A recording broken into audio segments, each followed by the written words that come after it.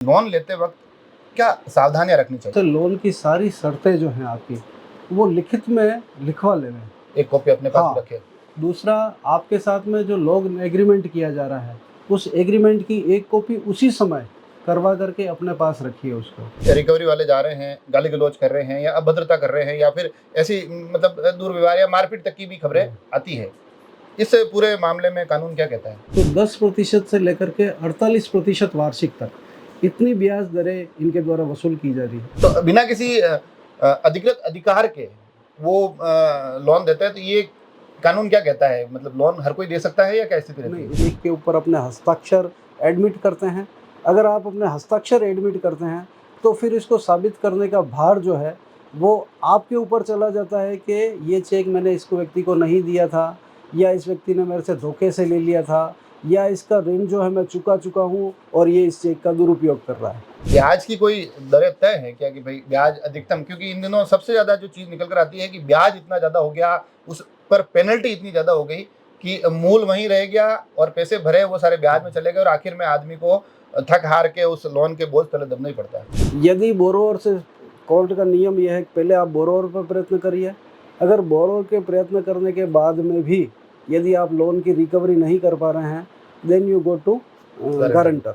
Direct agent के खाते में ट्रांसफर कर देते हैं और बाद में जब पता चलता है तो एजेंट कंपनी में जमा ही नहीं करवाता और कंपनी कहती है कि भाई हम इसके लिए लायबल नहीं है, जबकि एजेंट उन्हीं का होता है। नमस्कार। इन दिनों अलग अलग खबरों में आप लगातार देखते और पढ़ते होंगे कि ब्याज से जुड़े हुए मामले आते होंगे या फिर जो लोन होते हैं उनसे जुड़े हुए मामले आते हैं। कई बार लोग ब्याज चुकाते चुकाते परेशान हो जाते हैं, लोन नहीं चुका पाने के कारण, कर्ज के कारण कई बड़े और कड़े कदम उठा लेते हैं। कई बार स्थितियाँ बड़ी खतरनाक और बड़ी बदतर हो जाती है। तो इस पूरी परिस्थिति में लोन लेने से लेकर चुकाने तक कानून क्या कहता है? आज हमारे इस विशेष कार्यक्रम कोर्ट रूम, उसमें हम इस पूरे पहलू के कानूनी जो पक्ष है लोन लेने के, वो आप तक पहुंचाएंगे। इसमें लोन लेते वक्त क्या सावधानियां रखनी चाहिए, वो आप तक जानकारी पहुंचाएंगे और रिकवरी के दौरान क्या क्या आपके कानूनन अधिकार होते हैं उस पर बात करेंगे। अभी हमारे साथ राजसमंद बार एसोसिएशन के पूर्व अध्यक्ष और वरिष्ठ अधिवक्ता ललित जी साहू हैं। सबसे पहले तो आपका बहुत बहुत स्वागत हमारे कोर्ट रूम के इस एपिसोड के पहले संस्करण में। आप के साथ जानने की कोशिश करेंगे कि ब्याज से जुड़े हुए, क्योंकि काफ़ी मामले आपके पास भी आते हैं तो जिसमें लोग लोन लेते हैं, फिर कई बार स्थितियाँ ऐसी हो जाती है कि अभी हाल फिलहाल में अगर राजसमंद के कुछ किस्सों का जिक्र किया जाए तो बीते कुछ समय में घटनाएं आई है कि कर्ज के कारण व्यक्ति मर गए हैं या उनको और अलग परेशानियों से सामना करना पड़ा। तो सबसे पहले तो मैं ये जानना चाहूँगा कि लोन लेते वक्त क्या सावधानियां रखनी चाहिए, और मैं मुख्य तौर पर एनबीएफसी और ये जो लोकल साहूकार होते हैं उनसे जुड़े हुए मुद्दों की बात करेंगे। बड़े बैंकों का किसी अगले एपिसोड में लेंगे। तो क्या सावधानी होनी चाहिए? जी। सर्वप्रथम तो मेरा ये कहना रहेगा, जो भी लोन लेना चाहते हैं उन लोगों से निवेदन ये रहेगा कि बहुत अधिक आवश्यक ना हो, अनिवार्यता ना हो, तब तक लोन लेने से बचें आप। लेकिन फिर भी जीवन जीना पड़ता है व्यक्ति को, घरेलू, सामाजिक, विभिन्न आर्थिक समस्याओं के कारण लोन लेना पड़ता है। तो इसके लिए जब भी आप किसी कंपनी से लोन लें, तो सबसे पहले मेरा ये निवेदन है कि आप किसी राष्ट्रीयकृत बैंक से ही लोन लें। लेकिन फिर भी अनेकों समस्याएं होती है, सिविल किसी की ख़राब है, किसी के पास में मॉर्गेज रखने के लिए पर्याप्त साधन नहीं है, तो उस मजबूरी में आकर के आपको एनबीएफसी से, माइक्रो फाइनेंस इंस्टीट्यूट है उनसे, या फ्रीलांसर से, इनसे लोन लेना रहता है। तो इसमें हमको सावधानी ये रखनी चाहिए कि सबसे पहले उस कंपनी की क्रेडिबिलिटी देखनी चाहिए आपको। उसकी ऑनलाइन जाकर के उसके रिव्यूज़ देखने चाहिए कि पूर्व में जो लोग बोरोवर थे, उनके साथ में इस कंपनी ने कैसा व्यवहार किया है। क्या ज़्यादातर कस्टमर उनसे संतुष्ट है या नहीं है? तो उन रिव्यूज़ को, उनकी स्टार रैंकिंग को देख कर के हमें कंपनी का चयन करना चाहिए। अच्छी कंपनी होगी तो वो आपके साथ सीधा-सीधा धोखा करने से बचेगी, क्योंकि उसको अपनी विश्वसनीयता बना के रखनी पड़ती है। अगर विश्वसनीयता नहीं बना के रखेगी तो उसकी कस्टमर लाइन है वो कम होती जाएगी। इसलिए ये कंपनियां अपनी विश्वसनीयता बनाए रखने के लिए अपने जो प्रोडक्ट हैं वो अच्छे इस्तेमाल करती है, साथ साथ भी ब्याज की दरें और इसमें पारदर्शिता बना के रखती है। तो मेरा ये सबसे पहले कहना रहेगा कि आप एक अच्छी कंपनी का चयन करें। इसमें लोन की कंपनी का चयन करने में एक विषय मेरे को जो समझ में आता है कई बार, कि ग्रामीण क्षेत्रों में क्या होता है कि किसी व्यक्ति को पैसे की ज़रूरत होती है तो उसके गांव का ही कोई व्यक्ति होता है कि चल मेरे मिलने वाला है, वहाँ करवा देते हैं। लोग उससे पहले जांच नहीं करते हैं कि ये जहाँ ले जा रहा है वो जगह सही है या नहीं है। कई बार लोग ऐसे एजेंट के रूप में भी काम करते हैं, अपने कमीशन के चक्कर में कहीं ऐसी जगह से लोन दिलवा देते हैं जहाँ मूल से भी ज़्यादा ब्याज भरना पड़ता है। तो आपको लगता है कि इस मामले में भी सावधानी रखी जानी चाहिए? देखिए, ऐसे लोगों को, जो लोग कंपनी के रूप में नहीं हैं या कोई रजिस्टर्ड जो संस्था के रूप में नहीं है, वो लोग फ्रीलांसर के रूप में अपना लोन देते हैं। इनसे लोन लेते समय हमको ये सावधानी रखनी चाहिए कि आप कृपा करके उनसे लोन की सारी शर्तें जो हैं आपकी, वो लिखित में लिखवा लें। एक कॉपी अपने पास हाँ। रखें। दूसरा, आपके साथ में जो लोन एग्रीमेंट किया जा रहा है, उस एग्रीमेंट की एक कॉपी उसी समय करवा करके अपने पास रखिए उसको, ताकि आपको ध्यान में रहेगा कि क्या क्या शर्तों पर मैंने लोन लिया है। और इसमें सबसे महत्वपूर्ण बात जो ये है कि आपकी interest rate, penal charges, foreclosure charges, आपका चेक डिसऑनर हो गया तो वो चार्ज कितना लगेगा, ये सारे चार्जेज वाले कॉलम जो रहते हैं, क्योंकि हम लोग उसको पढ़ते नहीं और फटाफट साइन करते हैं, तो वो सारे कॉलम वो लोग खाली छोड़ के रखते हैं। वो क्या करते हैं, जब आपका साइन हो जाता है और जब उनको ज़रूरत पड़ती है तब वो फिर बाद में भरते हैं उसको।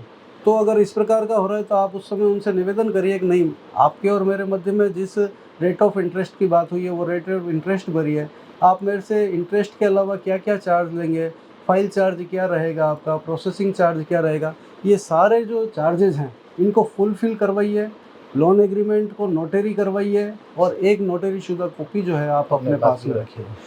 ये जो आप बता रहे हैं, एक तो एनबीएफसी हो गए जो कि नॉन बैंकिंग फाइनेंस कंपनी है, फिर उसके बाद आजकल कई अपने छोटे शहरों में या वहाँ तक भी अलग अलग लोग लोन के लिए अपने अलग अलग कंपनीज के माध्यम से दे रहे हैं। मगर कुछ लोग तो बिना किसी अधिकृत अधिकार के वो लोन देते हैं। तो ये कानून क्या कहता है, मतलब लोन हर कोई दे सकता है या क्या स्थिति रहती नहीं, है? इसके लिए नियमावली बनी हुई है, कोई फ्रिक्वेंटली लोन नहीं बांट सकता। लेकिन ये लोग क्या करते हैं, कानून की कमियों का फ़ायदा उठाते हैं। ये तो निर्धारित है कि लोन अगर आपको देने का व्यवसाय यदि करना है तो either you have registered in NBFC, micro finance या किसी भी रूप में आपको संस्था के रूप में अपने को रजिस्टर्ड करवाना पड़ेगा। लेकिन कोई व्यक्ति यदि अपने लोन देने को व्यवसाय के रूप में नहीं दिखाता है और मदद के रूप में दिखाता है तो वो लीगल है। अब जैसे सपोज करिए कि आप मेरे से पैसा मांगने के लिए आ गए और ये भैया भी मेरे से लोन मांगने के लिए आ गए, मेरे को आवश्यकता है। मैं कहता हूँ भैया मैं तो धंधा नहीं करता हूँ, मैं तो आपकी सहायता के लिए जो है ये आपको पैसा दे रहा हूँ, तो दैट इज़ ए लीगल। पर उसमें लेकिन फिर अगर मैं ब्याज व्यवसाय के रूप में करता हूँ, अगर नहीं, ब्याज ले रहा है तो व्यवसाय में आ गया। नहीं, ऐसा नहीं है। अच्छा, वो सहायता के रूप में ही है, लेकिन वो आपको कुछ दे रहा है, उसके बदले में आपको कुछ देना पड़ेगा उसको, तो वो इलीगल नहीं है। ये ब्याज की कोई दरें तय है क्या कि भाई ब्याज अधिकतम, क्योंकि इन दिनों सबसे ज़्यादा जो चीज़ निकल कर आती है कि ब्याज इतना ज़्यादा हो गया, उस पर पेनल्टी इतनी ज़्यादा हो गई कि मूल वहीं रह गया और पैसे भरे वो सारे ब्याज में चले गए और आखिर में आदमी को थक हार के उस लोन के बोझ तले दबना ही पड़ता है। ये आपने बहुत अच्छा सवाल किया। जो आप रिसेंटली आपने जो कोई घटनाएं देखी हैं या दुर्घटनाएं देखी हैं या जिन लोगों को अपनी बेसमय काल कवलित होना पड़ा, इसी प्रोविज़न के कारण से उनको ये सारी समस्याएं हुई। आप देखिए, एनबीएफसी और माइक्रो फाइनेंस की जो इंस्टीट्यूट है, उनके लिए ये दोनों आरबीआई से गवर्न होते हैं। लेकिन आरबीआई ने इनके हित सुरक्षित रखने के लिए रेट ऑफ इंटरेस्ट की कोई की कैप जो है वो निर्धारित नहीं कर रखी है, उनके ऊपर छोड़ रखा है कि आप इतना मर्जी चाहे उतना आप ब्याज लीजिए। अब मैंने जब इसको देखा है तो 10% से लेकर के 48% वार्षिक तक इतनी ब्याज दरें इनके द्वारा वसूल की जा रही है। अभी आरबीआई के गवर्नर जो है शशिकांत दास, उन्होंने चेताया भी है इनको कि भैया आपको हमने छूट दी है, लेकिन वो वाजिब होनी चाहिए, उचित होनी चाहिए, अत्यधिक नहीं होनी चाहिए। लेकिन उनकी बात का मुझे नहीं लगता किसी भी एनबीएफसी पर असर पड़ा है। अब आप देखिए कि अभी मेरे पास में कुछ लोन रिकंस्ट्रक्शन का काम भी है, एसेट्स का। तो उसमें उदयपुर से मेरे पास में एक महानुभाव आते हैं, उन्होंने मुझे बताया कि 1 लाख रुपए के लोन का उन्होंने ब्याज दरें और सारे पेनल इंटरेस्ट और करके 18 लाख रुपए बना दिए और कोर्ट में पहुंच गए वो संपत्ति को नीलाम करने के लिए। इसके अलावा उन्होंने, आप देखिए वो किस प्रकार से बोरोवर की मजबूरी का फ़ायदा उठाते हैं। धर्मेटा में एक जगदीश पालीवाल करके व्यक्ति हैं, उनको किसी ने सलाह दी होगी कि आप गाड़ी खरीद लीजिए, ट्रक खरीद लीजिए, तो उन्होंने एक ट्रक खरीदा। ट्रक का लगभग 11-12 लाख रुपए में उन्होंने ख़रीदा, लोन किया उसके ऊपर कंपनी ने। स्वयं कंपनी ने उसका बीमा किया है, उसमें बीमा की जो वैल्यू है वो 11 लाख रुपए बता रखी है, जो केवल आगे का घोड़ा जिसको कहते हैं उसका। फिर उनके बाद में उन्होंने ट्रेलर के लिए पीछे 4-5 लाख रुपए दे करके ट्रॉली बनवाई। उन दोनों को वो चला रहे थे, उसी दौरान कोरोना का आया। कोरोना के कारण उनकी फेल हो गया सारा प्लान जो व्यवसाय का था। तो कंपनी वालों ने कहा कि हम तुम्हारा ये जो गाड़ी है जब्त करेंगे। वो मैनेजर से मिलने गए, मैनेजर ने कहा अरे यार 11 लाख का लोन है, आपका ये घोड़ा और ट्रॉली दोनों मिला करके 11 लाख में आसानी से नीलाम हो जाएगा, तुमको कुछ नहीं देना, थोड़ा बहुत नुकसान हो रहा है उसको भुगतो। उनका ठीक है, सरेंडर करके आए वो। अब आपको सपोज कीजिए कि ट्रॉली पर तो कोई लोन नहीं था, ट्रॉली का ओनर तो ये था। वो ट्रॉली जो बनती है वो स्वयं अपने आप में 3-4 लाख रुपए की बनती है। आप सपोज कर सकते हैं बैंक ने उसको कितना नीलाम किया। बैंक ने 11 लाख रुपए का घोड़ा और 4 लाख रुपए की ट्रॉली, 15 लाख रुपए जो उसका स्वयं का मूल्य है, बैंक का खुद का निर्धारित किया हुआ है, वो 3.5 लाख रुपए में घोड़ा और ट्रॉली दोनों नीलाम कर दी। और अब 8 लाख रुपए बकाया रिकवरी निकाली और उदयपुर कोर्ट में उनके विरुद्ध एक प्रकरण दर्ज कराया 138 का। और तमिलनाडु से उनके विरुद्ध एक रिटायर्ड डीजे जो है आर्बिट्रेशन का नोटिस भेजा हुआ। अब ये व्यक्ति तमिलनाडु कहाँ केस लड़ने जाएगा, लेकिन क्योंकि कंपनी इस आर्बिट्रेशन धर्म भी गया, ये इस तरीके से ये तो ये जो रिकवरी का एक विषय है, उसके बाद मैं एक और महत्वपूर्ण सवाल पूछूंगा। मगर रिकवरी का जो विषय है, कई बार रिकवरी से जुड़ी खबरें आती है कि रिकवरी वाले जा रहे हैं, गाली गलौज कर रहे हैं या अभद्रता कर रहे हैं या फिर ऐसी मतलब दुर्व्यवहार या मारपीट तक की भी खबरें आती है। इस पूरे मामले में कानून क्या कहता है? जी, अभी देखिए बागडोला में एक परिवार है पालीवाल समाज का, उनका केस हमारे पास चल रहा है। वह व्यक्ति और उसकी मिसेज और हमारे पास में आई थी कि ये जो लोन हमने जिस कंपनी से लिया है उसका कर्मचारी रोजाना आता है और इवन उसने उसकी माँ के साथ में अभद्रता करते हुए उसका हाथ पकड़ लिया, उसकी साड़ी खींच ली और उससे परेशान होकर के वो रोजाना आता है, रोजाना गाली गलौज करता है पूरे गांव वालों के सामने। इसको धीरे धीरे इतना प्रताड़ित किया गया कि उस लड़के ने सुसाइड कर लिया और हमने 306 के तहत उसका केस दर्ज कराया। लेकिन ये भोले लोग थे, इन्होंने उसका पोस्टमार्टम नहीं कराया, इसलिए वो हम प्रूव नहीं कर पाए। हालांकि वो अभी भी केस हमारा चल रहा है।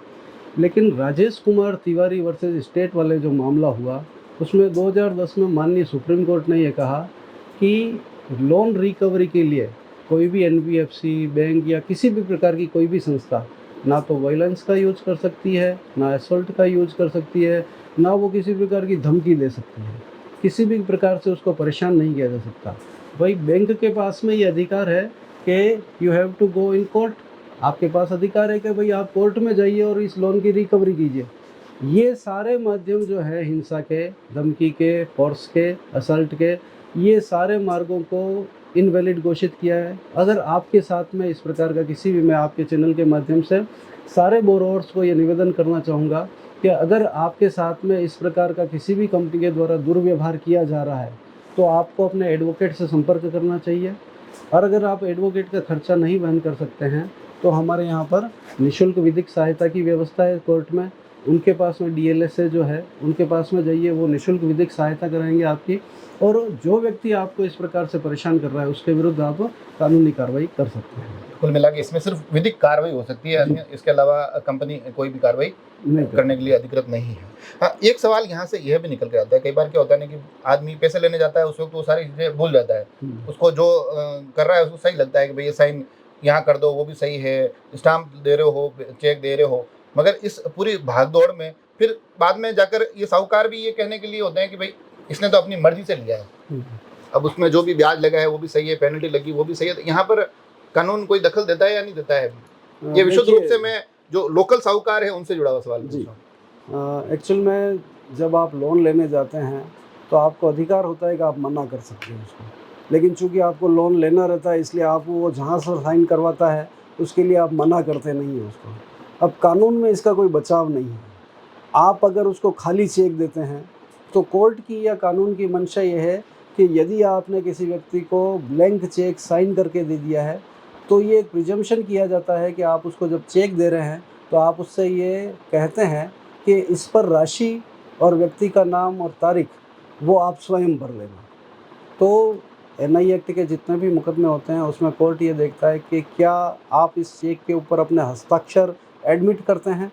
अगर आप अपने हस्ताक्षर एडमिट करते हैं तो फिर इसको साबित करने का भार जो है वो आपके ऊपर चला जाता है कि ये चेक मैंने इसको व्यक्ति को नहीं दिया था, या इस व्यक्ति ने मेरे से धोखे से ले लिया था, या इसका ऋण जो है मैं चुका हूँ और ये इस चेक का दुरुपयोग कर रहा है।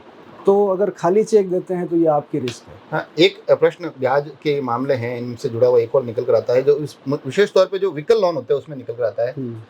गारंटर लिया जाता है एक, और गारंटर भी कई बार ऐसा होता है कि जो कंपनी लोन दे रही है उसी कंपनी में उस गारंटर की गाड़ी चल रही होती है।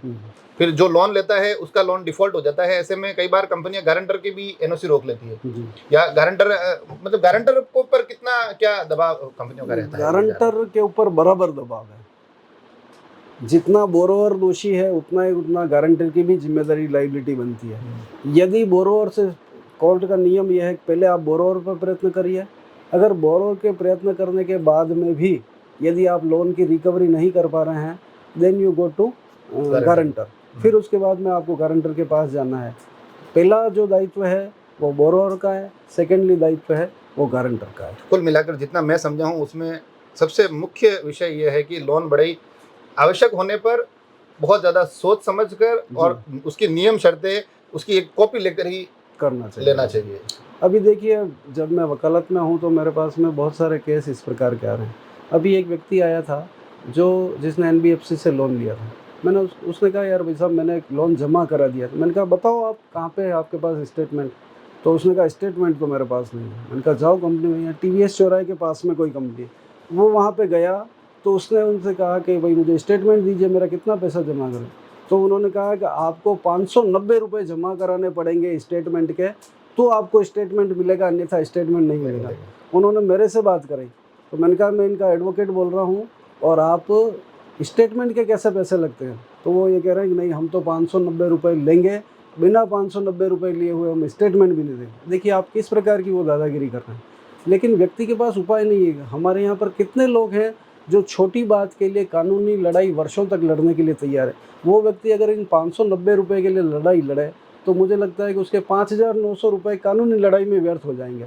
तो कानूनी लड़ाई में न गंवाने के लिए वो 590 रुपये अत्याचार कर रहा है, वो क्रूएल्टी कर रहा है, लेकिन उसको सहन करते हैं। इस पूरे प्रकरण से एक विषय और निकल कर आता है। एक कई बार ये मेरे संज्ञान में भी आता है कि लोग लोन ले लेते हैं और जो कंपनियों के एजेंट होते हैं वो उनसे फिर मिलना जुलना, थोड़ी बातचीत शुरू हो जाती है। तो कई बार वो किस्त का अमाउंट दे देते हैं और कहते हैं कि रसीद बाद में मिल जाएगी, या इस प्रकार का उनके डायरेक्ट एजेंट के खाते में ट्रांसफर कर देते हैं। और बाद में जब पता चलता है तो एजेंट कंपनी में जमा ही नहीं करवाता और कंपनी कहती है कि भाई हम इसके लिए लायबल नहीं है, जबकि एजेंट उन्हीं का होता है। तो ये स्थिति परिस्थिति। ऐसे 2 केसों का निवेदन मैं आपसे करना चाहूँगा। जो बागडोला वाला केस मैंने बताया, उस लड़के का ये कहना था कि कंपनी का एक लड़का आता था और उनको हम लोगों ने लगभग 60 से 70% अमाउंट जो है चुका दिया। लेकिन जब हमने कंपनी में जाकर के बात की तो उन्होंने कहा कि इसमें से एक भी पैसा हमारे पास में नहीं आया। दूसरा केस मैं आपको बताता हूँ जो अभी माननीय न्यायालय में लंबित है। उस लंबित केस में यहाँ की एक कंपनी है, उस कंपनी ने लोन दिया। उसका रिकवरी एजेंट रोज़ाना उसकी दुकान पे जाता था हर महीने और डायरी में किस्त लिख करके किस्त लेकर के आता था। उसकी लगभग 1 लाख रुपए का लोन था और 80,000 रुपये उसने पे कर चुका है। और उस कंपनी ने यहाँ पर 1,20,000 रुपये का चेक भर करके फाइल कर दिया केस। हम कोर्ट में गए, कोर्ट में हमने ये बताई डायरी कि ये भाई आपका जो वसूली एजेंट है उसने इस तारीख को हमसे पैसा लिया है। तो आप देखिए वो कंपनी वाला जो है उस डायरी से ही इनकार करने लग गया। उन्होंने कहा कि ये हमारे किसी कर्मचारी की है ही नहीं राइटिंग।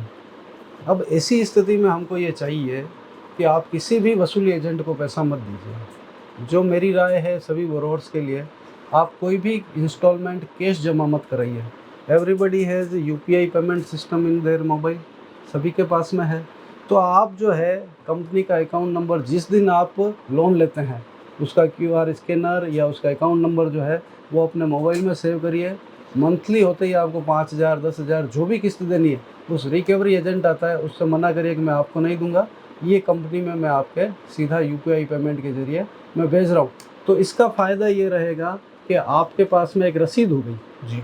जो आप डायरी वाली बात कर रहे हैं वो डायरी वाली बात वर्षों पुरानी हो गई। जो डाकघर का सिस्टम था, डाकघर इटसेल्फ ने भी आजकल पेमेंट जो है ऑनलाइन लेना शुरू कर दिया है।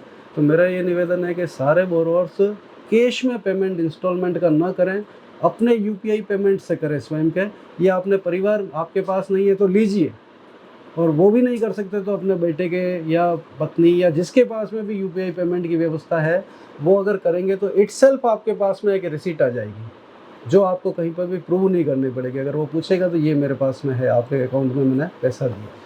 तो देखा आपने, हमने कोशिश की, मतलब आज ब्याज के इस जो पूरा ये तंत्र है, लोन का तंत्र, उस पर बात करने की। और क्योंकि ललित जी साहू के पास ऐसे काफ़ी मामले आते हैं, काफ़ी जानकार हैं इन पूरे पूरे विषय के, तो जो यहाँ से निकल कर आया है आज के इस एपिसोड में, सबसे पहली चीज़, बहुत अधिक आवश्यकता होने पर, मजबूरी होने पर ही लोन लीजिए। हालांकि पुनः जैसा वकील साहब ने कहा कि ये एक आवश्यकता ऐसी है कि ये होती है सभी को। उस स्थिति में कोशिश ये करिए कि अपने लेन देन को इतना अच्छा बना के रखिए कि आपको किसी अच्छे और बढ़िया बैंक से लोन मिल जाए। अगर ये स्थिति नहीं होती है तो उसके बाद फिर आप NBFC में किसी अच्छी कंपनी के लिए जाइए। सीधा सीधा किसी एजेंट के चक्कर में आकर ही लोन न लें, आप खुद कुछ कंपनियों को परखें। और उसके बाद जब आप बिल्कुल अपने स्थानीय लोन की फाइनेंस कंपनियों में जाते हैं, वहाँ से जो साहूकारों से अगर पैसा उठाते हैं, तो लोन कहीं से भी ले रहे हो आप, उसकी क्या शर्तें हैं, उसकी क्या पत्रावली है, क्या ब्याज रहेगा, अपना चेक बाउंस होगा, उसका क्या चार्ज होगा, फाइल चार्जेस क्या हो गए, ये सब आप लिखित में लीजिए, उसकी एक कॉपी अपने पास भी रखिए। साथ ही जो उस लोन के बाद की सावधानियां बताई, उसमें बड़ी प्रमुख तौर पर यह निकला है कि किस्तें यथासंभव या तो स्वयं जाकर भरिए, नहीं तो फिर टेक्नोलॉजी के माध्यम से UPI या ये जो ऑनलाइन पेमेंट्स है उनके माध्यम से सीधा कंपनी को करिए। रसीद जरूर प्राप्त करें और साथ ही कोई भी तकलीफ आने पर विधिक सहायता के लिए ज़रूर आए। यहाँ आप विधिक सहायता भी ले सकते हैं, निःशुल्क की भी बात आप तक पहुँची है। और आखिर में जो एक अधिकार आपके आखिर, क्योंकि ये तंत्र है पूरा ऐसा है जिसमें कि बोरोवर खुद अपनी मर्जी से साइन करके लोन ले रहा है, तो फिर ये मान के चलिए कि ज़्यादातर चीज़ें लोन देने वाली कंपनी के पक्ष में होगी। मगर उसके बावजूद भी अगर आपके साथ कहीं कोई दुर्व्यवहार होता है, लोन की रिकवरी के समय कुछ अभद्रता होती है, तो उस वक्त आपके पास कानूनी विकल्प खुले रहते हैं।